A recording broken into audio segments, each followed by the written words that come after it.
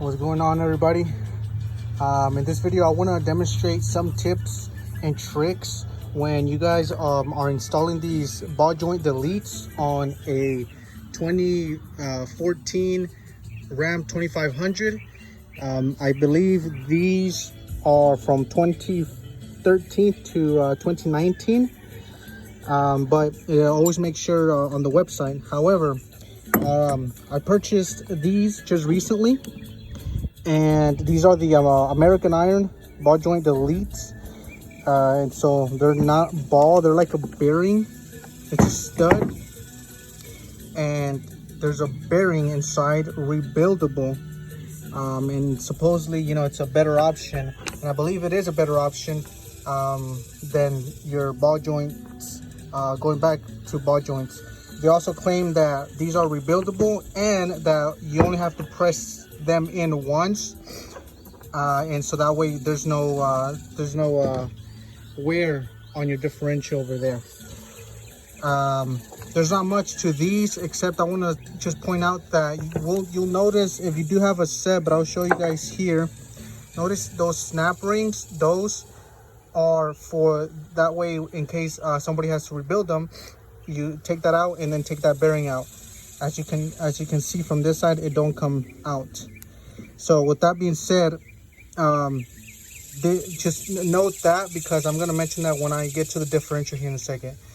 This goes, it's basically facing outward. So I'll show you what I mean when I say outward.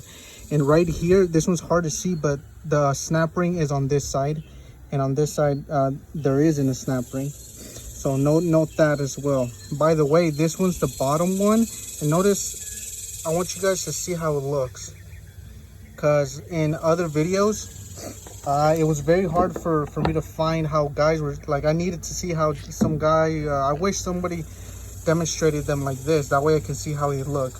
There's a flange here.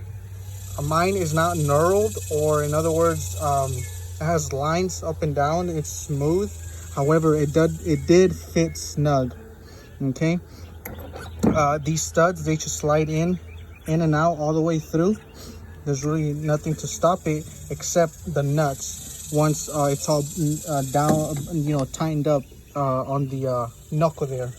All right, so that's what that is about the kit. This is one side. I've already installed one, and I'm about to do the other one. So like I said, I want to make this video before I dig into the other one. That way you guys can see what I did and the progress that I've made. So this is a fully installed set. So basically one side. Okay, so this one here, let me see if I should bring the kit over here. Might make it easier to see how I'm explaining it. All right, so give me 1 second, doing this one-handed. This one is the top one. So this one is the one that has the flange on it, or the lip, as some of us like to refer it. It's just like this, okay? And by the way, while there's a lot of videos of how to remove these, so I'm just gonna say how to install them, because that's really the important part. Once you get them, I wish American Iron had a video on their website on how to install them. I think they do, but I didn't get no instructions or anything like that. I just had to use YouTube, and basically that's it. Okay, so I'm gonna post this on my channel, and hopefully it helps you guys. So it goes from, so we're looking at the whole setup right there. It goes from up down. Okay, this is how we're gonna press it in. We're gonna press it down, and it's gonna stop until it hits the lip, obviously, because it cannot go any further. Now, another thing, I wish somebody showed me how it looks. So it should look like that. Okay, there's a small lip. However, you'll feel on the press that it won't go anymore. It's just gonna get tight. So that means that it is fully pressed. You see how close that is? Okay, there's nothing to it. Pressing it is probably the easiest part out of all of this. And this gap, I want to say, is a 1/4 inch. I could measure it, and I do have a measure too, but about a 1/4 inch. Take a note of my finger. It's more than enough space for the knuckle and the differential for this to rotate. Okay, because that's very important. Another notes to take is, for me, this nut is super tight, and there, I believe there is a torque spec to it, but one thing that I noted is that it actually got tighter before reaching the nylon part here. So I wish that this American Iron had put a some form of cotter pin. That way I can, you know, have some peace of mind that this won't get loose over time. However, I'm gonna you know, drive it for a few miles and just make sure it doesn't come loose. This nylon part should do the trick, but like I said, for full peace of mind, I wish it had a cotter pin through it. That way I know that if for sure it won't come out or it won't get loose over time, because it is facing down. All right, so that's how it looks, fully installed, the top ball joint delete. Okay, now let's move to the bottom one.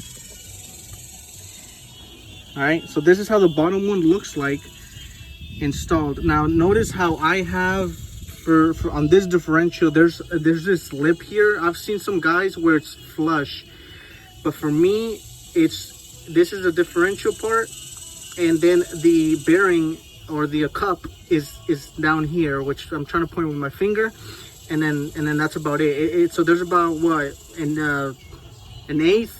Now I want to say a little bit more than an eighth left before the cup comes fully flush with the differential.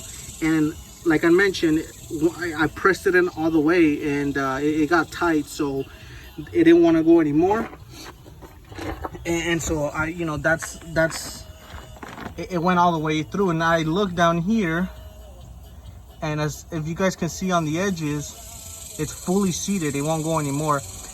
I'm gonna go and grab this bottom one so you guys can see how it looks when it's not installed. This nut actually went in pretty good. I liked how it torqued down, and you see how much it's coming out. I wish that top one would come out at least that much. That would give me good peace of mind. All right, but the top one is flush, so we'll see how it works. If not, I'll have to make some adjustments with the cotter pin or something, you know. So let me grab the bottom cup and stud set. iPhone really gets kind of blurry here. All right, so I didn't remember. I noticed how I mentioned the snap ring.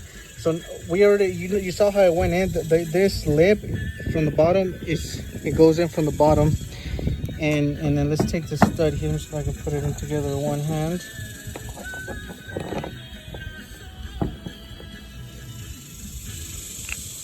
All right, cool. So just like that.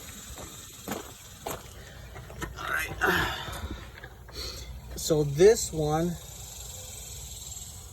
is just like that, right up in there. Okay. So the lip or the flange, that's where it meets it. So as you guys can see, it's very, very little that it comes out, but it won't go anymore. And then the top,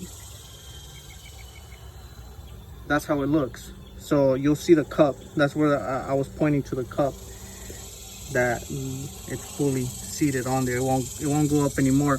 And then I put it side by side, kind of like this, and it actually is like a good amount in there. So it's not that it's hanging down and loose. It's well in there. All right. Like I said, this will go into the knuckle part right here, and then for the stud, and then for the upper right here for the stud as well. That's pretty simple stuff. The last thing that I want to note on this side, after it's fully installed and tightened and torqued down, I want to say that it's pretty tight. It's really tight. It's tight, but it's good, because this is what we want. Now I'm going to show you guys the other side, which I have not touched, but it looks like this. I want to show you guys. I want to say that it's tight, but you know, I was questioning myself. I was like, well, if it's too tight, is the truck going to struggle to turn it? But let me show you guys how the other side is. I have not touched it. Matter of fact, it's tight, but it's not so tight because I can still turn it. If I put my hand here and my other hand here and I turn it, it turns. So if I can do it, I'm sure the truck can as well. However, you know, first time doing it, so that's my thing, DIY. And so I just don't know how tight it should be. So let's go to the other side and show you guys how loose it is, really.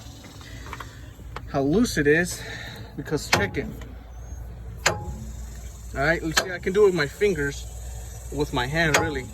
And what we're looking at is a Moog upper. And I don't know what brand that one is, but I believe these are original ball joints, okay? Now, I did see a question on there, on a comment, not on my video, but on somebody else's video. It said, when do you know to replace these? When would you want to replace your ball joints? Well, there's two things. For me, my truck snakes like this when I'm going down the highway, and my steering wheel, it goes like this, okay? So it wanders to side. Now, notice how I have some of these components and track bar bushings and stabilizers and all this good stuff. Well, I'm trying to hone down the issue here towards my steering problem. The other one is if you have your tire or mounted and you can move this up and down laterally, and if there's play here in this ball joint, you want to replace that.